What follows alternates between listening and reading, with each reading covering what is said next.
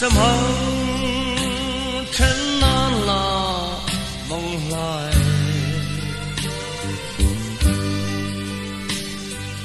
đón hiền lũ ôi thầy lũ chim hay bia lá sông rêu rêu hoa sẽ tân đi re hôm xì lô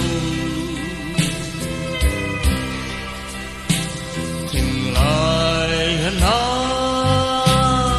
cái tua du lô hoa tên lung lên sự lệ suy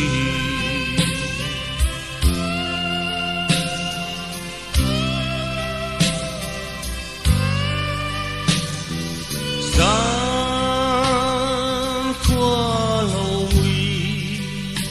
sum tua lâu đài chắc hẳn mỗi tên thơ tha lâu chua mình hay tí rê phần nun huy dung nắng mê lim tên anh lẽ lại nè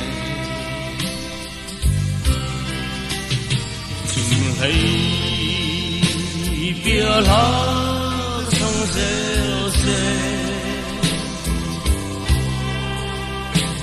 hoa sẽ tân đi re om xì lô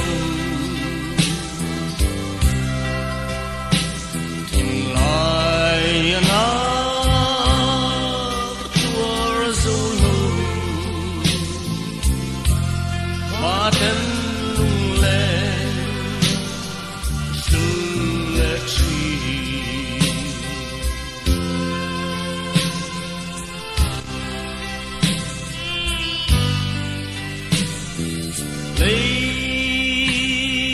lao vàng qua sao thôn hè giờ lẽ giống tê xia lòng hân nghi mà sẽ min hem thiam xì lâu mà tên ta vai chỉ qua runa chim lấy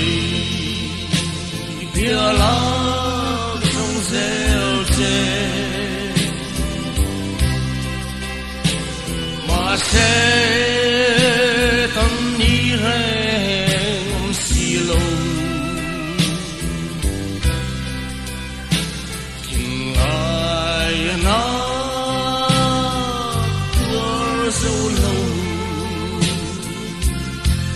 hoa tên lung lên sự lệ truy